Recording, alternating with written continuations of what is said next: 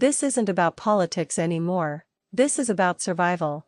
This is about the moment a patient nation finally loses its patience, when the quiet whispers in taxi ranks and spaza shops erupt into a unified roar on the streets of the capital. On Monday, October 20th, the heart of South Africa's government will not beat to the rhythm of parliamentary procedure, but to the pounding footsteps of thousands of citizens marching with one devastatingly simple demand: Ramaphosa must go. This is not a party rally.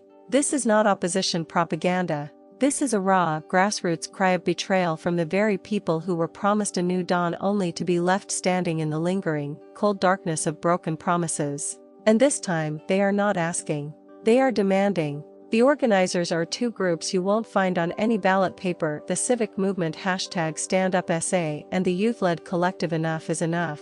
They have secured the permits, plotted the route, and are ready to transform the symbolic landscape of Pretoria into a stage for national accountability. Their gathering point is Church Square, a place steeped in the history of resistance, where the echoes of past struggles against injustice seem to whisper through the old oak trees. From there, at 9 a.m., a river of people will begin to flow, not towards a sports stadium for a rally, but directly towards the seat of power itself, the Union Buildings. This is a deliberate, powerful symbolism.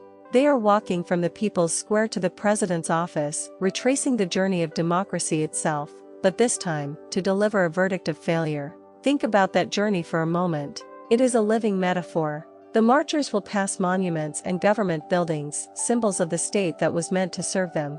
They will walk past the very institutions that have become, in the eyes of many, temples of empty rhetoric and unfulfilled potential. Every step is a silent accusation. Every banner is a billboard of discontent. By 11 a.m., they plan to be at the Union Buildings, and by 1 p.m., they will hand over a memorandum. But let's be clear, this is not just a piece of paper. It is a mirror. A mirror held up to the face of a government, reflecting the cracked image of a nation drowning in load shedding, suffocating under unemployment, and bleeding from the wounds of relentless crime and corruption. The statement from the organizers is chilling in its civility. They say they are marching not out of anger, but out of love for their country. They speak of a commitment to its future. But read between those polite lines, and you will find a seething, simmering rage that has been boiling for years. It is the rage of a student who graduates with honors into a job market that doesn't exist. It is the fury of a grandmother who must choose between buying medicine and buying bread. It is the exhausted anger of a small business owner watching their life's work collapse because the power is off more than it's on. This march is the physical manifestation of that collective scream. So, I have to ask you, the viewer, wherever you are, what is the one daily frustration that would finally push you into the streets? Is it the potholes, the power cuts, the price of food, or something deeper? Tell me in the comments. President Cyril Ramaphosa came to power on a wave of hope. He was the antidote to the Zuma years, the shrewd businessman who would fix the economy, the ethical leader who would clean out the rot of state capture. He promised a new dawn, but for millions, that dawn has been permanently delayed. The scandals did not stop, they merely changed their wardrobe. The Falafala Farm scandal wasn't about a sofa stuffed with cash, it was about a presidency seemingly stuffed with contradictions. The continued corruption in state-owned enterprises, the inability to stem the tide of illegal mining and cable theft, the glacial pace of bringing the guilty to book, all of it has chipped away at the credibility of the new dawn until nothing is left but a faded slogan. The organizers are targeting Ramaphosa not just as a man, but as the symbol of this systemic failure. He is the captain of a ship that everyone can see is taking on water, yet he stands on the deck assuring passengers that the weather is fine. The memorandum will list the failures: the failure to curb corruption, the failure to show real, decisive leadership, the failure to take responsibility. But these are not abstract political points. They are lived realities. They are the reason a mother spends her night in a queue for a child's birth certificate.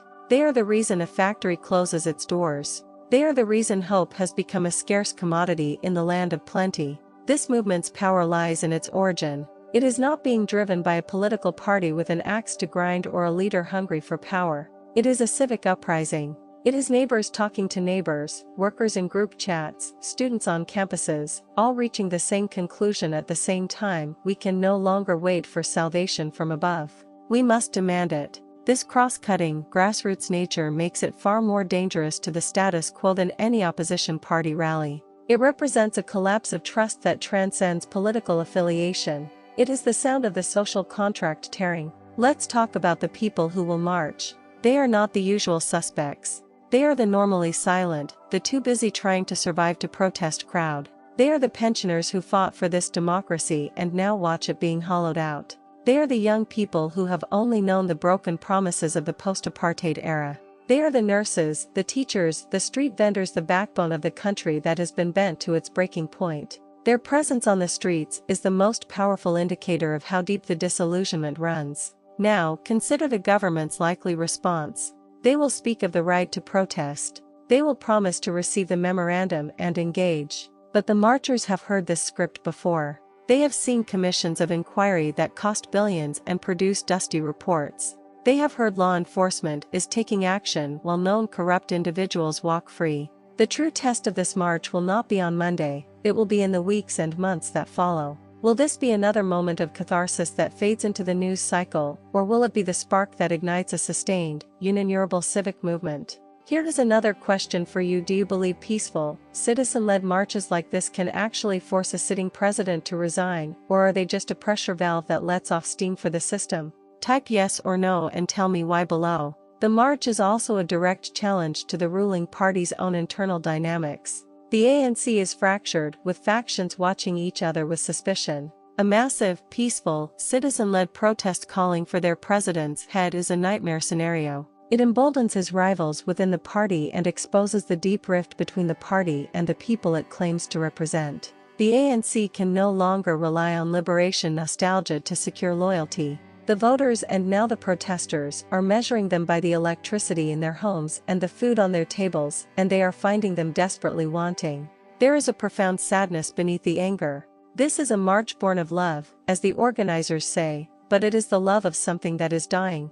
It is the love for the dream of a prosperous, just South Africa that feels increasingly like a mirage. The marchers are not rebels, they are heartbroken citizens performing an intervention on a nation in crisis. They are trying to shock the patient back to life before it's too late. Every placard that reads "Enough is not just a slogan, it is a eulogy for the patience that has finally run out. The world will be watching. International investors, diplomatic missions, global media all will have their lenses trained on Church Square. They will see not a chaotic riot, but a disciplined, peaceful procession of citizens exercising their constitutional right to demand better. This image, more than any economic report, will define South Africa's moment. It will show a populace that is awake, that is articulate in its discontent, and that is no longer willing to be placated by empty promises. But what of the risks? The organizers have pledged peace, and the Metro Police have granted the permit. Yet, in the tense atmosphere of a charged protest, any single incident and overzealous police action, an infiltrator seeking chaos could spiral. The marchers carry the heavy burden of maintaining their moral high ground in the face of potential provocation. Their power resides in their peaceful unity. The state's fragility will be exposed if that peace is shattered. This leads to a darker, more cynical thought: is the state even capable of being shamed anymore? Has the political skin grown so thick that memos and marches simply bounce off? The Fala scandal should have been a resignation matter in any functioning democracy with accountable leadership. Then it wasn't. Speaks to a system that has learned to absorb scandal like a sponge absorbs water, getting heavier but not breaking. The marchers are betting that the weight of public shame, made physical in their thousand-strong bodies, will be the one thing that cannot be absorbed. Think about the children who will be there, holding their parents' hands. They are not just on a walk. They are receiving a first-hand lesson in civic duty. They are learning that democracy is not a spectator sport, that freedom was not a one-time gift but a daily practice. This march is, in a way, a passing of the torch, a demonstration to the next generation that when your leaders fail you, you do not bow your head, you raise your voice and you march. So, as the sun rises over Church Square on Monday morning, it will illuminate a pivotal chapter in South Africa's story. This is not 1976, but the despair is just as deep.